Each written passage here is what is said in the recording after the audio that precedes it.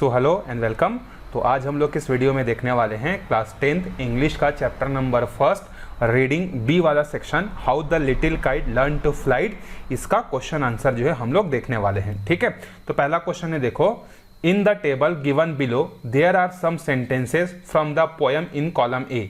तो देखो यहाँ पर हमें एक टेबल दिया हुआ है और उसमें दो कॉलम बने हुए हैं, एक कॉलम ए है, दूसरा क्या है, कॉलम बी है। और कॉलम ए में क्या किया है, जो अभी हम लोगों ने पोयम पढ़ा उस पोयम के कुछ सेंटेंस हमें दिए हुए हैं।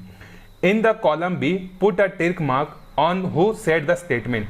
अब यहाँ पर जैसे I know I should fall if I try to fly, इस सेंटेंस को कौन बोल रहा था, छोटा पतंग बोल रहा था बड़ा, उसमें आपको क्या करना है, टिक करना है। ठीक है, सो स्टार्ट करते हैं। जिसमें होगा बड़ा काइट बोला होगा तो उसमें टिक करेंगे, छोटा बोला होगा तो उसमें टिक करेंगे। So I know I should fall if I try to flight, मुझे पता है कि मैं गिर जाऊंगा अगर मैं कोशिश करूंगा। याद करो पोयम में ये स्टेटमेंट, ये सेंटेंस किसने बोला था, छोटे पतंग ने जो है बोला था, क्योंकि उसी को क्या था, डर था। ठीक है, उसके बाद है सेकंड, देखो यहाँ पे सेकंड हमारे पास है, यहाँ पे टिक होगा। सेकंड है I can never do it, मैं कभी नहीं कर सकता, इसको भी कौन किया था, सेकंड वाला ही जो है क्या किया था, उसको बोला था। ठीक है, तो इसमें भी आप कर लीजिएगा कि यहाँ पे टिक लगेगा। थर्ड है ट्राई ओनली ट्राई, कोशिश करो, सिर्फ कोशिश करो, कौन बोला था, बड़ा पतंग, उसको मोटिवेट करते हुए उसको बोला था। ठीक है, बड़ा पतंग जो है क्या किया था, उसको मोटिवेट करते हुए जो है बोला था।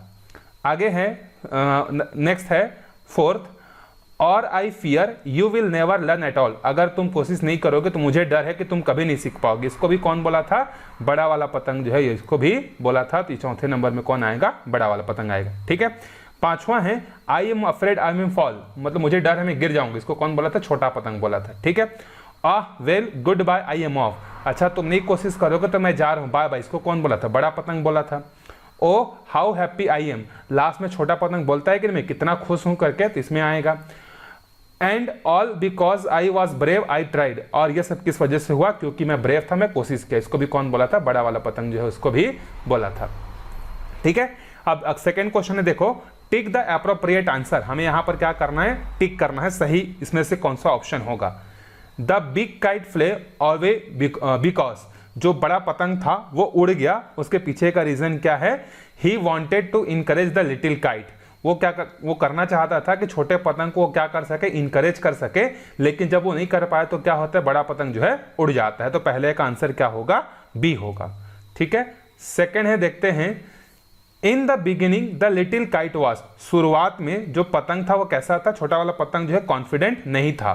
ठीक है, थर्ड है हमारे पास the little kite succeed because of, जो छोटा पतंग है वो जो है कर पाए चीजों को, उड़ने वाला काम को क्यों कर पाए, क्योंकि उसने एफर्ट किया। ठीक है, तीसरे का क्या होगा, एफर्ट किया।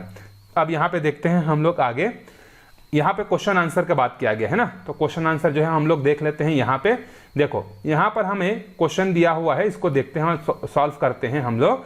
तो पहला क्वेश्चन है, what was the little kite afraid of, छोटा जो पतंग था वो क्यों डरता था। The little kite was afraid of flying high, अब यहाँ पर जो छोटा पतंग है वो ऊंचाई में उड़ने से क्या करता था, डरता था। ठीक है, सो देखो व्हाट के जगह आपको क्या लिखना है, लिटिल काइट, उसके बाद वॉज अफेयर्ड ऑफ, बस आपको लिख देना है लास्ट में क्या सेंटेंस, फ्लाइंग हाई। तो इस तरीके से क्वेश्चन का आधा सेंटेंस और आप थोड़ा सा जोड़ दोगे तो आंसर हमारा क्या हो जाएगा, कंप्लीट हो जाएगा। सेकेंड है why did the little kites paper steel, छोटे पतंग का कागज क्यों हिलता था, तो इसका आंसर है छोटे पतंग का कागज उसके डर के कारण हिल रहा था। तो इसका आंसर होगा the little kites paper stead because of its fear, fear के कारण उसका जो है ये पतंग हिल रहा था। थर्ड है how did the boys look like from the sky, मतलब आकाश से बच्चे कैसे दिखाई दे रहे थे। तो देखो जब छोटा पतंग बहुत ऊपर तक चला गया तो उसको मैदान में खेलते हुए जो बच्चे हैं वो कैसे दिखने लगे थे, छोटे छोटे धब्बों की तरह जो है दिखने लगे थे। So the boys looked like small, ये स्पोर्ट्स नहीं होगा ना, स्पोर्ट होगा, स्पेलिंग यहाँ पर SPOTS, spots moving around the sky, sky से उसको कैसा दिखा कि छोटे छोटे धब्बे जो है क्या कर रहे हैं, चल रहे हैं करके, ऐसा जो है उसको दिखाई जो है दिया था। अब आगे चलते हैं हम लोग चौथे क्वेश्चन पे। चौथा क्वेश्चन है pick out the words from the poem that tell us that the little kite was frightened, मतलब हमें कविता से वे सारे शब्द छांट कर लिखने हैं जिससे यह पता चलता है कि छोटा पतंग जो है डरता था। तो उसका आंसर क्या होगा, देखो those words are I never can do it, ये उसका पहला था कि मैं कभी नहीं कर पाऊंगा, ठीक है। फिर उसके बाद अगला था आई एम अफेयर्ड, मैं डरता हूं, ठीक है, या मैं भयभीत हूं, गिर जाऊंगा। I know I shall fall if I try to flight, मुझे पता है कि अगर मैं उड़ने की कोशिश करूंगा तो गिर जाऊंगा। एंड ट्रेम्बलिंग एंड शोक हिमसेल्फ फर्स्ट, उसके बाद है और स्वयं को कपाते और हिलाते हुए, पहले वो क्या करता है, डरता है, हिलता है, और उसके बाद क्या करता है, वो पहले चक्कर को एवं जो पहला चक्कर लगाता है ना, वो डर डर के क्या करता है, कांपते हुए लगाता है और पहले चक्कर में भयभीत हो जाता है वो, फिर धीरे धीरे कोशिश करते करते ऊपर चले जाता है, ठीक है।